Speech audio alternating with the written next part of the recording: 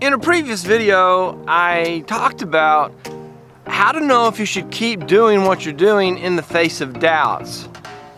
I probably should have made this video first. I'm Bill Snodgrass. Welcome to episode 190. In this video, we're gonna explore the idea of what is the best use of who you are and what you have and what you can do and what you like to do. We're gonna explore the question, what should you be doing?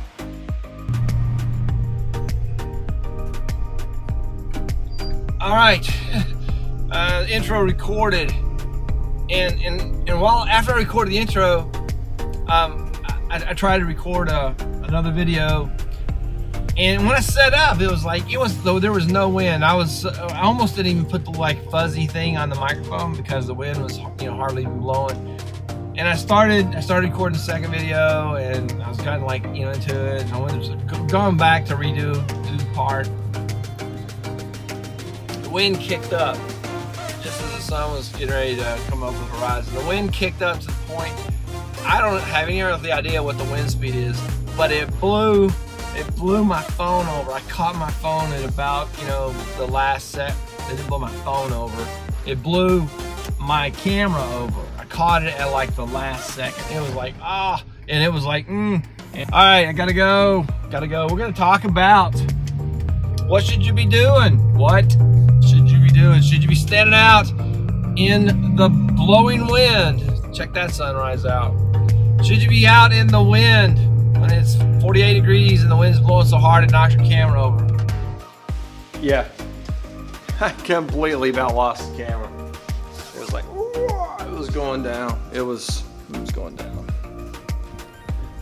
And anyway, so this thing about what you're supposed to be doing, we'll get to that. First, we're gonna get to this. So I got a guy I met in the No Small Creator group. He bought the t-shirt. Look at this clip. Check this out. I think it's pretty awesome. Coffee. You can get your t-shirt too. If you want a Bill Snodgrass YouTube channel t-shirt or coffee mug or water bottle or pretty much a lot of things that you would never imagine could have a logo on it. Cafe Press will do it. They'll put your logo. Yeah. What should you be doing? That's the topic. That's the important topic for this video. Well, the concept of finding and fulfilling your purpose. Hang on a second. As if I haven't walked out of the camera 10 times already, but this time I asked permission. So I don't want to take credit for an idea that's not entirely mine. So this guy Eric Ries wrote a book. It's written from a Christian paradigm, a Christian worldview, about finding and fulfilling your unique purpose for life. Finding and fulfilling your purpose. That's kind of the basis of the things I'm going to talk about in this video. Now, don't just go, oh, Christian video, I'm not going to watch it. I threw it on the desk, made the camera shake. Sorry about that.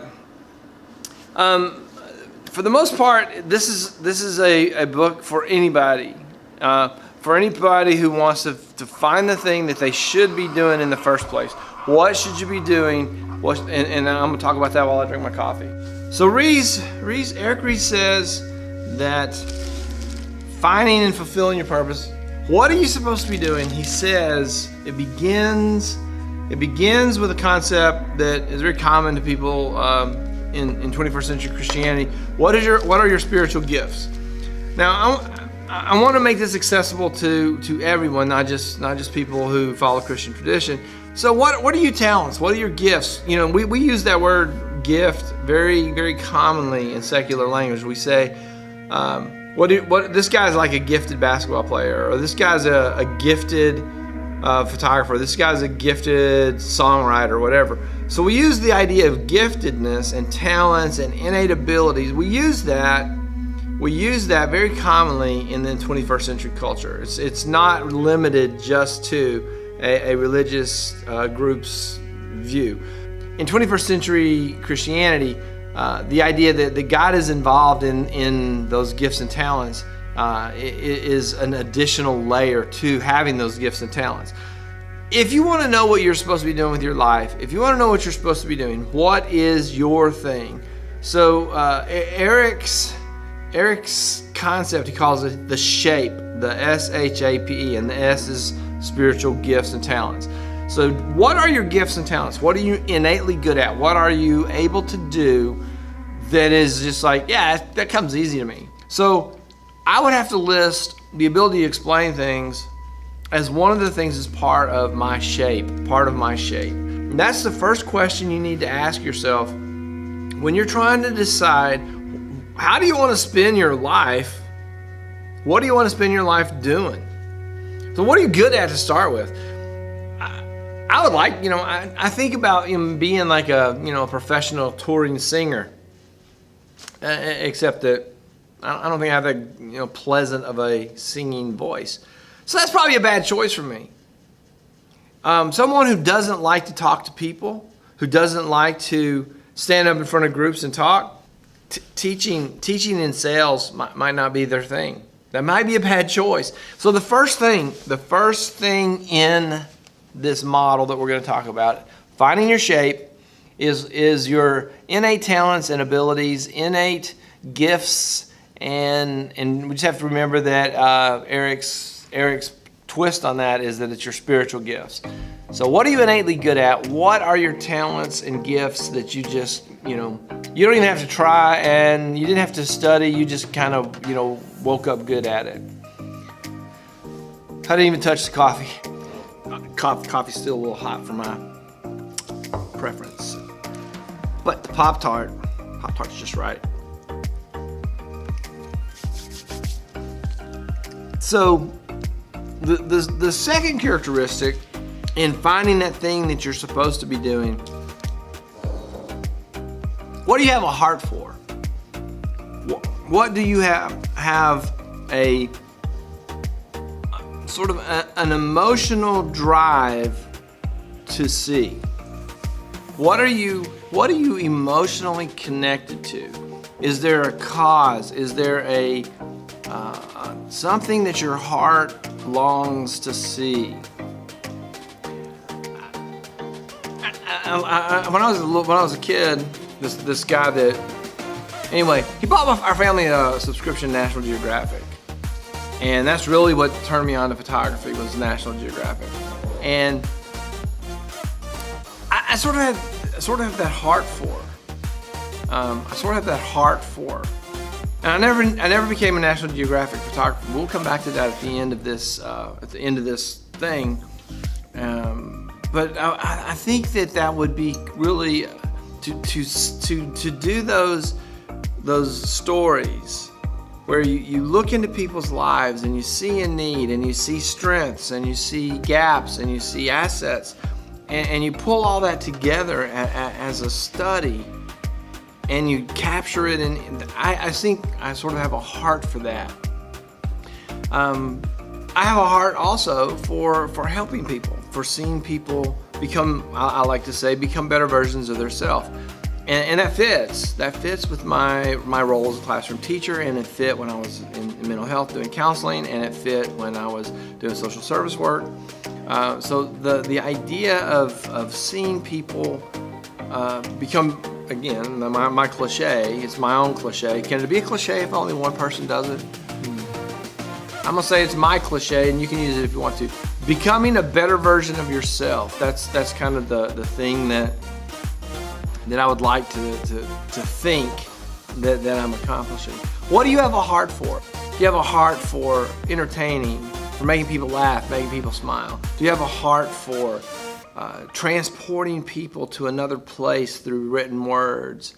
Do you have a heart for organizing and creating efficiency within systems? What do you have a heart for? What are you talented at? What is your innate gifts and abilities? And what are you emotionally connected to that you think would really be fulfilling it, and it would make you very pleased to see happen? All right, made it to lunchtime.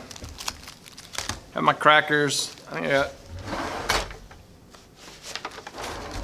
napkin. So, back to, should you be doing it? What should you be doing? What should you be doing? The next of the, does it fit your shape? I gotta throw this away, and it won't. Does it fit your shape? Does it fit your shape? A, we got through, that's the late for lunch bell. Does it fit your spiritual gifts or your talents, your abilities? Does it fit your heart? Do you have an emotional passion about something? The next is, does it fit your abilities? Do you have the ability to do this thing? Do you have the ability to do this thing that you're thinking about doing? This is kind of pretty obvious. I don't have the ability to be an NBA, player. Too short, too old, bad knees. Do you have the ability? Is this thing that you're thinking about doing within your set of abilities? Next is personality. P, S-H-A-P-E. Does it fit into your personality? Are you an outgoing person? Are you a quiet, private person? Maybe you have the ability to do math really, really well, but to be a bookkeeper, which is kind of a private job, you don't have necessarily have a lot of human interaction, might not fit your personality. So aspiring to be a bookkeeper when you're an outgoing, vivacious, a people person, aspiring to be a bookkeeper, it might not fit. So you might want to think about that before you go into it. Does it fit your personality? Are you compassionate? Are you whatever? I'm gonna throw this way too. Back, rolly chair, tile floor. It's kind of fun.